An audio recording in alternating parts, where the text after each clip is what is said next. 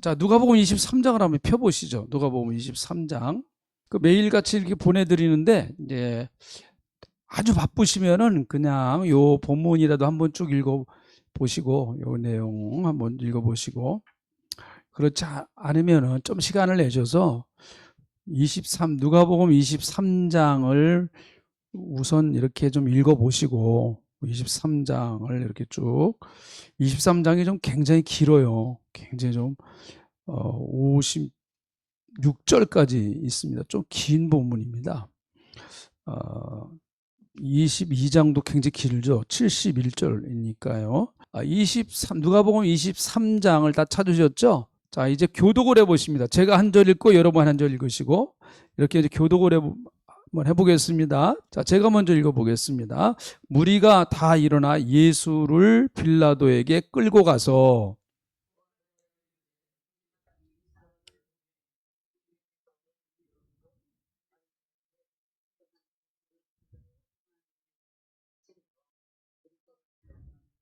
빌라도가 예수께 물어 이르되 내가 유대인의 왕이냐 대답하여 이르시되 내 말이 옳도다.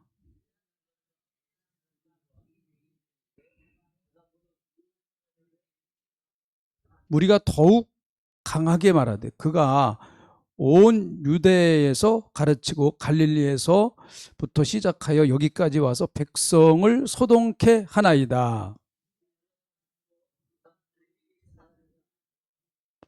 헤롯의 관할에 속한 줄을 알고 헤롯에게 보내니 그때에 헤롯이 예루살렘에 있더라.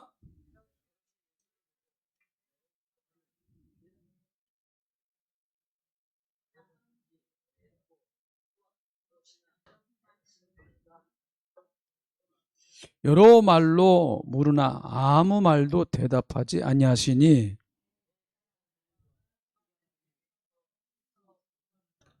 헤롯이 그 군인들과 함께 예수를 업신 여기며 희롱하고 빛난 옷을 입혀 빌라도에게 도로 보내니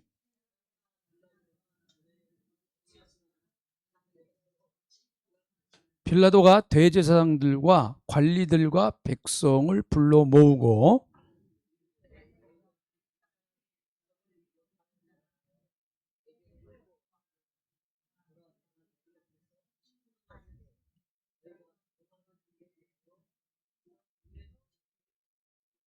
헤롯이 또한 그렇게 하여 그를 우리에게 도로 보내었도다. 보라 그가 행한 일에는 죽일 일이 없느니라. 우리가 일제히 소리질러 이르되 이 사람을 없이 하고 바라바를 우리에게 놓아주소서 하니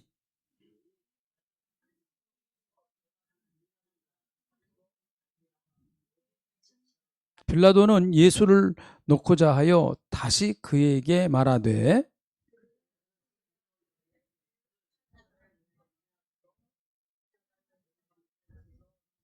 빌라도가 세 번째 말하되 이 사람이 무슨 악한 일을 하였느냐 나는 그에게서 죽일 죄를 찾지 못하였다 하니 때려서 놓으리라 하니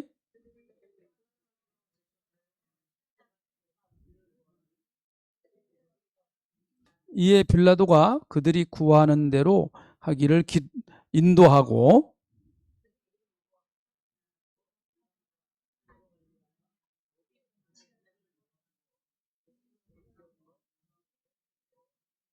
그들이 예수를 끌고 갈 때 시몬이라는 구레네 사람이 시골에서 오는 것을 들어 그에게 십자가를 지워 예수를 따르게 하더라.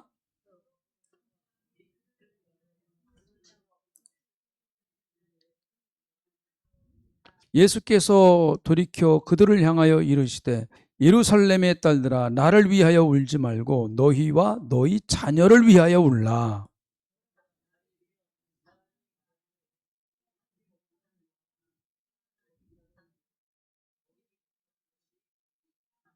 이때 사람들이 산들을 대하여 우리 위에 무너지라 하며 작은 산들을 대하여 우리를 덮으라 하리라.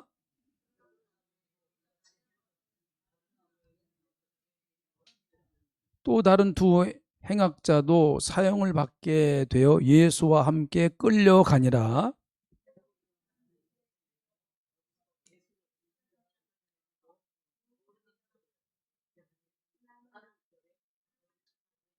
이에 예수께서 이르시되 아버지 저들을 사하여 주옵소서 자기들이 하는 것을 알지 못함이니이다 하시더라. 그들이 그의 옷을 나눠 제비 뽑을새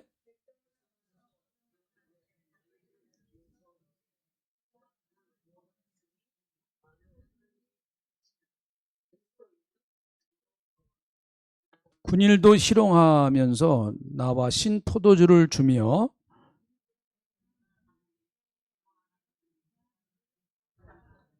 그 위에 이는 유대인의 왕이라 쓴 패가 있더라.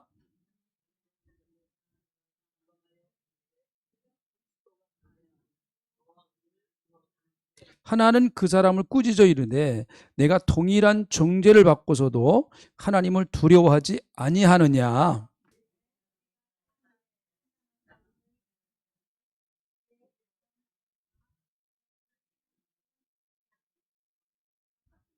이르되 예수여 당신의 나라에 임하실 때 나를 기억하소서 하니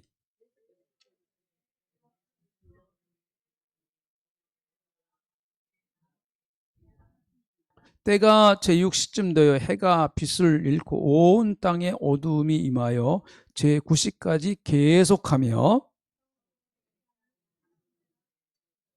예수께서 큰 소리로 불러 이르시되 아버지 내 영혼을 아버지 손에 부탁하나이다 하고 이 말씀을 하신 후 숨지시니라.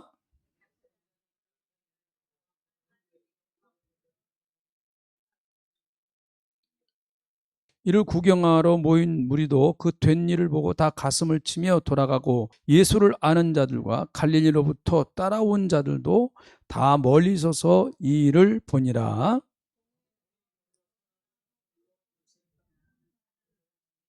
그들의 결의와 행사에 찬성하지 아니한 자라. 그는 유대인의 동네 아리마대 사람이요 하나님의 나라를 기다리는 자라. 이를 내어 세마포로 싸고 아직 사람을 장사한 일이 없는 바위에 판 무덤에 넣어두니 갈릴리에서 예수와 함께 온 여자들이 뒤를 따라 그 무덤과 그의 시체를 거기에 두었는지를 보고 돌아가 향유와 향유를 준비하더라. 쉬니라. 아멘. 누가복음 23장 제가 보내드린 거 한번 펴보세요. 거기 보면 이제 큰 제목 23장의 가장 큰 사건은 예수님의 순환과 죽음입니다. 예수님이 고난당하시는 것과 그리고 예수님의 죽으심. 근데 그게 가장 큰 일이죠. 자, 23장 1절부터 12절까지는 신문을 당하시는 예수님. 예수님이 이제 십자가를 지시기 전에 이제 신문을 당하시는 거예요. 자, 그 1절부터 7절까지는 빌라도에게 신문을 당하는 거예요. 빌라도. 빌라도는 로마의 총독이죠. 그런데 이 본문 말씀을 보면은요, 빌라도가 굉장히 예수님을 변호하는 것 같은 느낌을 받아요. 빌라도가 빌라도가 예수님을 놓아주려고 하는 것 같아요. 자, 한번 제가 읽어보겠습니다. 사람들이 여러 가지로 고발한다. 고발 내용은 세금 문제, 제일 큰 문제가 이제 세금 문제와 그리고 예수님이 자칭 왕이라는 거죠.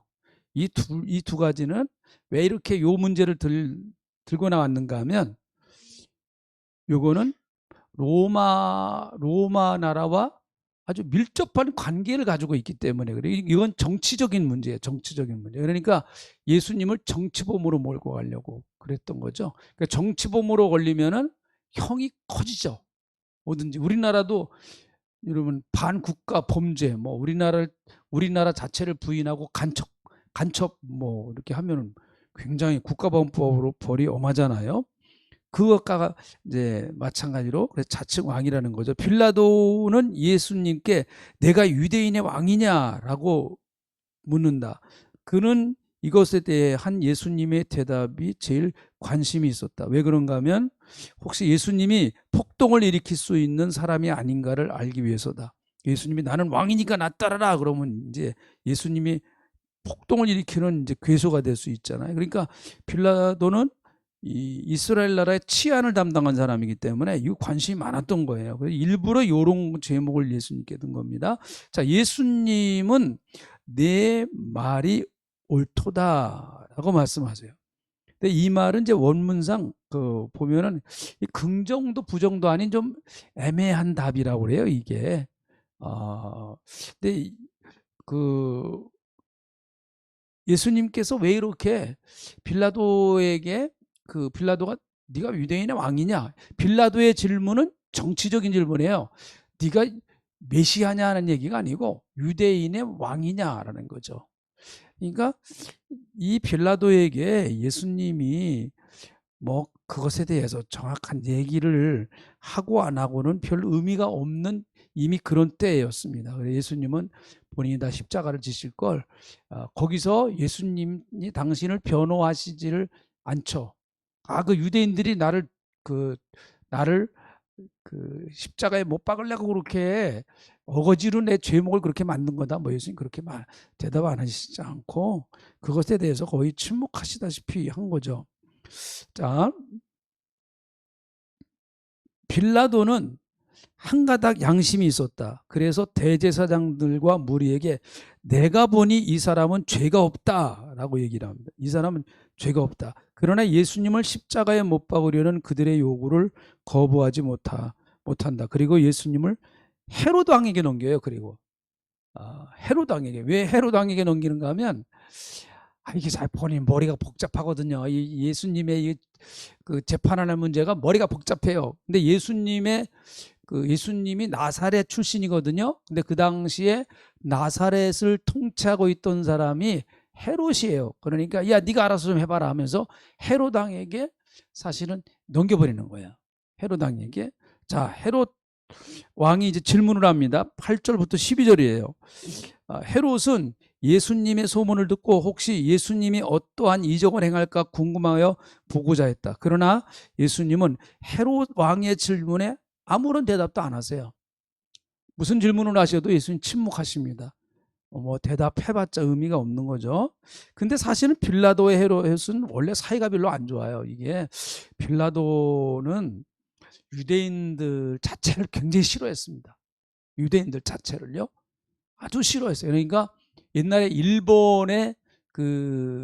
일본에서 우리나라로 이렇게 우리나라에 와서 일제 시대 때 일하는 사람도 우리나라 사람을 싫어하죠.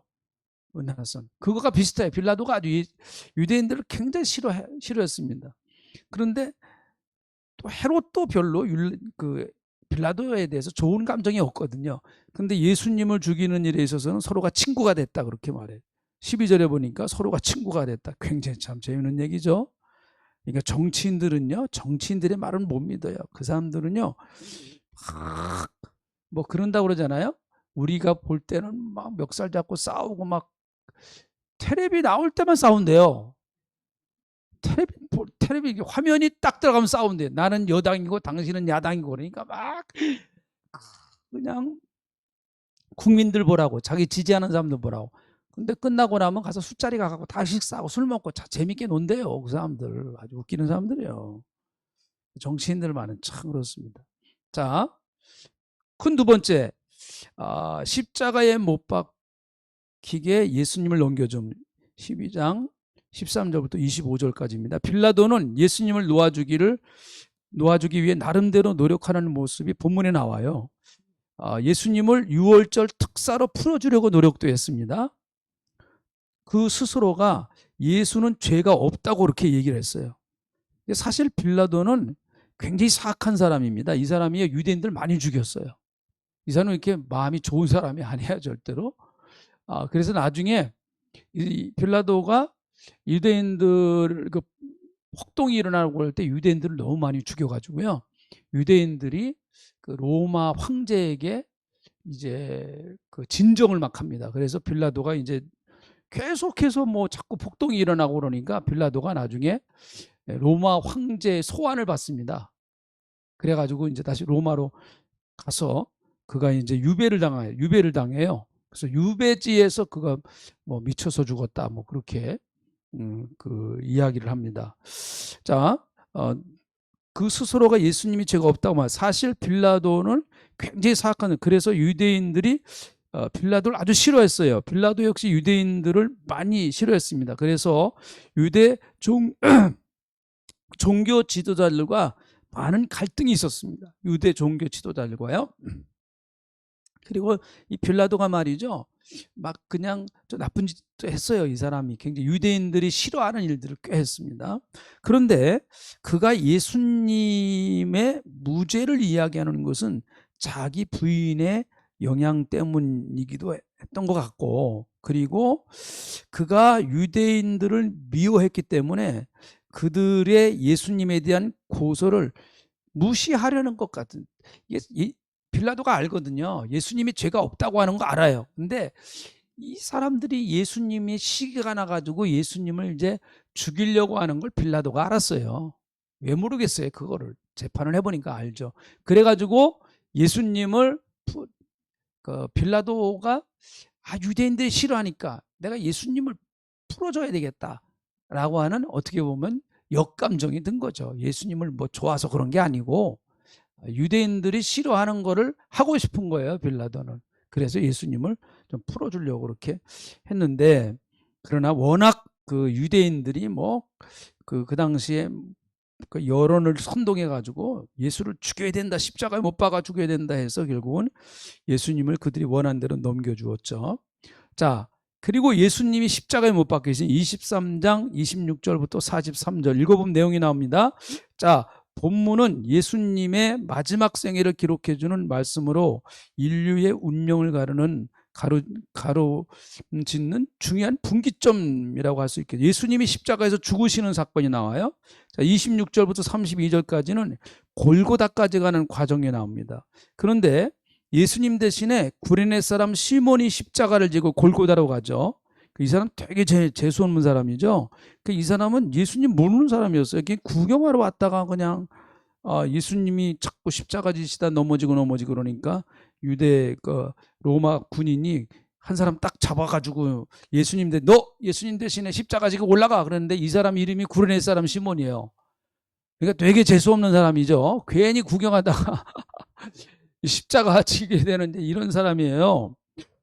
근데 여러분, 십자가를 예수님 대신에 십자가를 줬다고 하는 게 이게 어마어마한 일 아닙니까? 그 당시에는 그게 참 부끄러운 일이었지만은 나중에 시몬과 그의 가족들은 모두 초대교회의 중요한 영적 지도자가 됩니다. 로마서 16장 13절에 주 안에서 택하심을 받은 루포와 그의 어머니를 문하라. 그의 어머니는 곧 내 어머니라. 바울이 로마 교인들에게 루포를 소개하는데요. 이 루포가 누군가 하면은 바로 구레네 사람 시몬의 아들이에요. 이 루포가. 그러니까 그 엄마를, 구레네 사람 시몬이 부인이죠. 부인을 바울이 뭐라고 얘기하는가 하면 내 어머니다, 그렇게 내 어머니다. 그러니까 이 가족 전체가 어떻게 예수를 믿었는지 모르지만 아무튼 예수를 믿었어요. 그래가지고 초대교회의 아주 중요한 그 지도자들이 됩니다. 자, 예수님은 당신을 위하여 울고 있는 여자들을 향하여, 우리 그 잘 아는 말씀이죠. 예루살렘의 딸들아, 나를 위하여 울지 말고 너희의 자녀들을 위해서 울라 말씀하십니다. 그리스도인들은 자녀를 위하여 기도하는 사람입니다. 기도로 양육해야 끝까지 자녀들의 삶이 하나님의 자녀로 자랄 수 있습니까? 참, 우리 예수 믿는 사람들은 기도 양육이죠. 기도 양육. 자, 십자가에 못 박히심 33절부터 38절까지입니다. 해골 골고다 언덕에서 양평 강도와 함께 십자가에 못 박힌 예수님은 당신을 십자가에 못 박는 자들을 위해서 기도한다. 아버지, 저들을 사하여 주옵소서. 자기들이 하는 것을 알지 못하니이다. 이거 십자가에서 기도하신 내용입니다. 이게요. 나중에 스데반이 이걸 거의 비슷하게 따라하죠. 자, 그리고 예수님이 숨지시죠. 23장 44절부터 49절. 자, 예수님은 지금 시간으로 따지는 겁니다. 오전 9시부터 오후 3시까지 십자가에 달리셨어요. 그러니까 6시간 십자가에 달리셨어요. 6시간. 금요일 날 9시에서 오후 3시에 운명하십니다. 예수님이 십자가에서 큰 소리로 불러 이르시되 내 아버지여 내 영혼을 아버지 손에 부탁하나이다 하시며 숨을 거뒀습니다. 이 모습을 바라본 백부장은 로마 사람이에요. 백부장은 하나님께 영광을 돌리며 이 사람은 청령 의인이었다라고 고백합니다. 자, 그리고 5번째, 요셉이 예수의 시체를 무덤에 넣습니다. 자기가 안장되기 위해서 준비해 놓은 무덤에다가 예수님의 시신을 걷다 안장해요. 23장 50절도 56절. 예수님의 시체를 자기 무덤에 안장시킨 사람은 아리마대 사람 요셉입니다. 사실 예수님의 장례가 큰 문제였어요. 왜 그런가 하면 예수님을 장례를 치러드릴 마땅한 사람이 다 도망가 버렸거든요. 사실 제자들이 해야 되죠, 그거를. 제자들이. 근데 다 도망가 버렸어요. 그러니까 예수님을 마땅히 참 장례를 치를 이런 그 상황이 대단히 어려웠습니다. 그런데 만약 장례를 치르지 않으면은요, 그 당시에 독수리들이나 이 새들이 와서 다 시체를 쪼아 먹어버리죠. 쪼아 먹어요. 그래서 그 골고다, 해골의 언덕이라는 말이 거기서 그렇게 죽어가지고 해골이 그 해골만 이제 나중에 남아. 그래서 막 해골이 많다 그래가지고 거기가 해골의 곳이다. 그렇게까지 별명이 붙었으니까. 근데 너무 감사하게도 아리마대 사람 요셉이 바로 예수님을 안장시키는 사람으로 등장합니다. 자, 요 아리마대 그는 사내들인 공회 회원이에요. 그는 선하고 의로운 사람이라고 성경은 말합니다. 요셉은 사내들인 공회에서 예수를 죽이는 결의를 할 때 찬성하지 않은 사람입니다.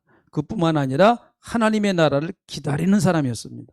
그는 예수님의 제자였다고 마태는 마태복음 27장 57절에서 말합니다. 그는 용감하게 빌라도에게 가서 예수님의 시신을 수습하기 위해서 예수님의 시체를 달라고 요구했습니다. 이것은 많은 희생을 감수하지 않으면 내릴 수 없는 결단이었다. 이 일 때문에 자신에게 어떠한 어려움이 올지 모르기 때문이다. 그러나 요셉은 담대하게 이 일을 행하였다. 그는 자기와 자기 가족을 위하여 준비해둔 지금까지 한 번도 사용해보지 않은 무덤에 예수님의 시신을 세마포에 싸서 장례를 치렀다. 그는 이 사건 이후에 성경에 다시는 등장하지 않는다. 오직 이 일을 위하여 하나님이 이미 준비해둔 사람이다. 가장 결정적인 순간에 가장 결정적으로 나타나서 예수님의 시신을 잘 안장하는 그 일을 감당했던 사람이었습니다. 그러니까 아리마대 사람 요셉 같은 사람이 분명히 있어요. 그러니까 짧게 어떤 한 사건을 위해서 하나님이 딱 등장시키는 어떤 한 사건을 위해서 하나님이 정말 딱 준비해 놓으시는 그 사람들이 있습니다. 여러분의 그 생애 속에 이 아리마대 요셉 같은 사람을 좀 많이 만났으면 좋겠어요. 그러시겠죠? 예, 저도 그렇고요. 여러분도 그렇고.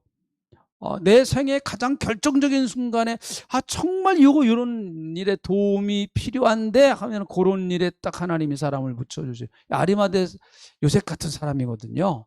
너무너무 아주 귀한 일을 했죠. 그리고 그 이후에는 성경에 다시는 등장하지도 않아요.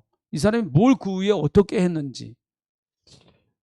이 사람이 떠벌리고 다니질 않았나 봐. 나는 예수님의 시신을 안장한, 나는 우리 무덤에다가 예수님의 시신을 안장했어. 근데 그 당시에는 떠벌릴 수도 없었던 때였었죠. 이 사람은 고위공직자였습니다. 고위공직자.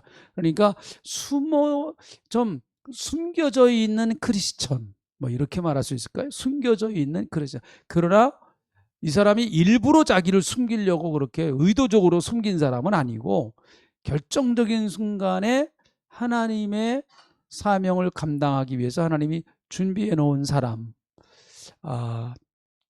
저와 여러분이 아무튼 복음을 위해서 살고 예수를 위해서 살고 우리가 주님의 말씀대로 살다가 보면 그 좋은 만남의 축복을 하나님이 주십니다.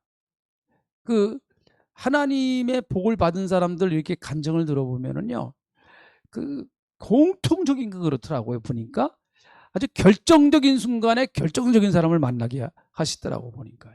꼭 필요할 때 꼭 필요한 사람을 탁탁 이렇게 만나게 하시더라고 보니까.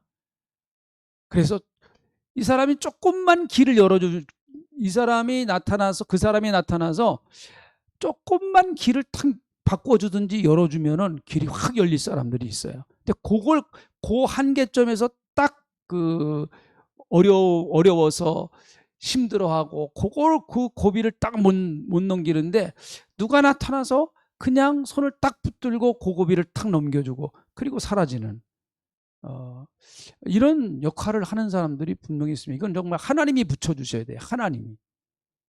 하나님께서 붙여주셔야 돼. 네. 저와 여러분이 어쨌든 우리는 주님을 위해서 살고 십자가 중심으로 살고 할렐루야 그렇게 살다가 보면 하나님께서 필요한 것들을 하나님이 채워 주시게 되어 있습니다. 하나님은 반드시 공급하시게 되어 있어요. 그래서 지금 오늘 우리가 이렇게 23장을 제가 좀 설명을 덧붙여서 이제 조금 설명을 좀 덧붙였는데 그냥 23장 한번 읽어보시고 이 내용을 이렇게 한번 다시 읽어보시고 하시면은 그래도 조금 성경을 이해하는데 많은 도움을 받으실 거예요. 그래서 자꾸 이렇게 성경을 읽는 훈련을 1년 하시고 2년 하시고 그러면은 성경이 조금씩 열려지기 시작합니다. 아까 제가 말씀드린 것처럼 그 성경이 성경이 조금만 더 열려지면 한꺼풀 더 열려지기만 하면은요 성경 읽지 말라고 그래도 성경 읽어요. 왜 그런가 하면 성경이 꿀송이처럼 달거든요. 거기까지만 가면은요 너는 왜 어떻게 이렇게 성경만 읽냐 이런 소리 들을 정도로 그렇게 성경에 푹 빠지게 됩니다. 너무너무 귀하기 때문에 그래요. 그래서 그 성경 말씀이 자기네 삶을 이끌어가고 그리고 성경 말씀이 자기의 인생을 끌고 가게 되어 있습니다. 하나님의 말씀이 내 인생을 끌고 가게 되어 있습니다. 그래서 하나님의 말씀이 내 인생을 끌고 가면은요 하나님께서 원하시는 방향으로 우리가 갈 수 있잖아요. 그러면 하나님이 반드시 책임지십니다. 여러분 제가 이제 설교할 때 한번 써먹으려고 내가 지금 캡처를 해뒀는데 이번에 터키에서 지진이 나가지고 엄청나게 많은 사람이 죽었잖아요. 그런데 여러분 지진이 난 지역에서 그러니까 뭐 우리로 말하면 성동구 또 동대문구 또 그리고 종로구 그렇게 돼 있잖아요. 이렇게 이제 좀 나눠져 있지 않습니까? 제가 사는 데니까 이해하세요. 동대문구는 괜찮아. 근데 성동구하고 종로구는 습밭이 됐어. 왜 그러는 나중에 알고 보니까 이 동대문 구청장이요. 건물을 지을 때 원칙대로 한 거예요. 건물을 지을 때 원칙대로 한 거예요. 원칙대로 안 하면은 건물 허가를 안 해줘 버렸어요. 그러니까 엄청나게 욕을 많이 먹었습니다. 물러나라. 요즘은 데모하는 게 일이잖아요. 그러면은 현실을 모른다. 특상행정이다. 막 하면서 별 얘기 다 듣고요. 욕 다 먹고 그랬습니다. 그렇지만 자기 뜻을 참 그럴 때가 참 어려워요. 이 정치인들이요. 다 펴먹고 사는 사람들 아닙니까? 근데 이분은 꿋꿋하게 자꾸 터키에서 지진이 나니까 우리로 말하면 이제 국회에서 그런 법을 통과시켰어요. 앞으로 건축을 할 때는 이렇게 저라. 지진을 다 대비해서 이제 건축법을 새로 만들었는데 이분이 그걸 그대로 지킨 거예요. 그대로 지킨 겁니다. 그래서 거기는 한 사람도 안 죽었대요. 신문에 났어요. 신문에 한 사람도 안 죽었대요. 같은 지역에서 지진이 났는데요. 그 성동구 사람들은 빼먹은 거야. 그러니까 막 시멘트도 그대로 붙지 않고 자재도 자재에서 빼먹고 뭐 하고 빼먹고 그러다 보니까 그냥 밑이 흔들려 보니까 젖골이 나버리는 거란 말이죠. 그래서 그 사람이 아주 졸지에 국민적인 영웅이 돼 버렸어요. 그럴 수밖에 없죠.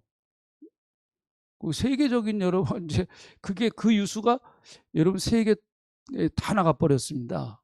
그 사람 이름은 지금 내가 기억을 못 하는데 제가 스트랩을 해놓는데 그 기사를 보면서 야, 참 이게 원칙을 지키는다는 게 정말 어려워요. 원칙을 지킨다는 게 우리는 편법이 편하잖아요. 지름길이 편하고 편법이 편하잖아요. 근데 원칙을 지킨다는 게 정말 힘들어요. 그리고 원칙을 지키다 보면 욕을 많이 먹습니다. 욕을 많이. 하나님의 말씀은 원칙이잖아요. 우리가 살아가는 원칙 아닙니까? 그러니까 하나님 말씀대로 살려면 당연히 욕을 먹죠. 사람들하고 부딪히고 상황하고 안 맞고. 네.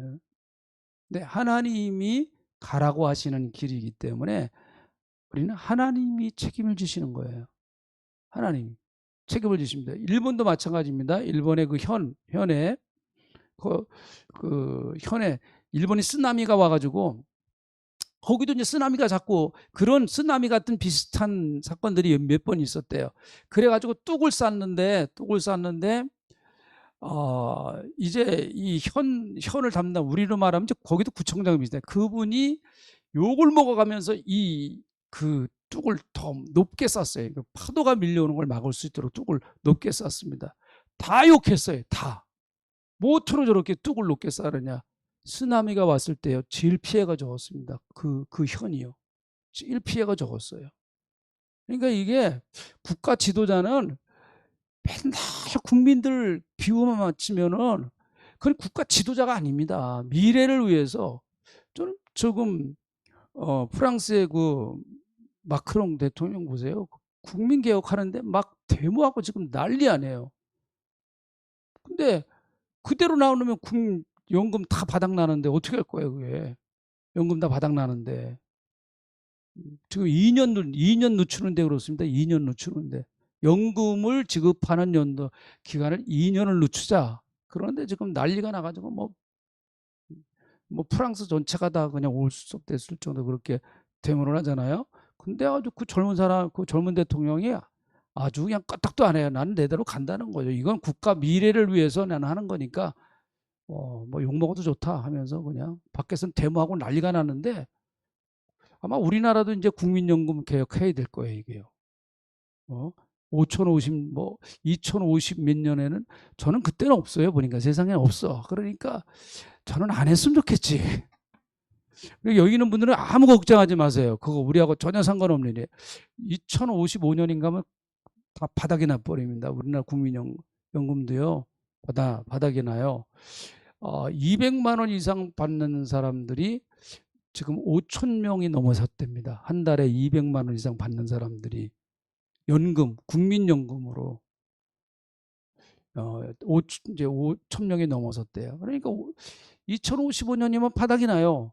근데 여태까지 과거 어느 대통령도 손을 못 댔어요. 왜 그러면 표 떨어지니까 그거 손대면 다 나부터도 안 찍을 것 같은데 그거 하려는 사람.